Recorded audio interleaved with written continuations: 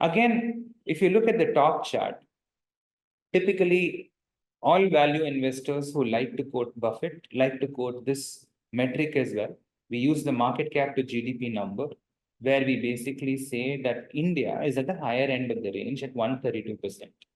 But the same value investors who say India is expensive are actually investing more money into the tech companies in the US, where market cap to GDP, the same ratio is 197% as we speak. Right. So there is a lot of dichotomy as far as liquidity and money flow is concerned. And that's what I would pay a lot of attention to at the moment.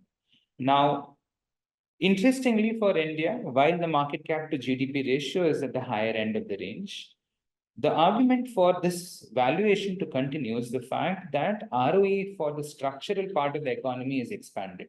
So if you look at it, the 10-year average ROE for the market, the so-called quote unquote market, has been at 13.7%.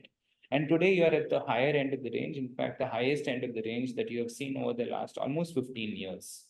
So unless and until there is a very meaningful case for earnings to degrow, which effectively means ROE should contract, to have a significantly deep correction in the markets still looks unlikely. You could have falls.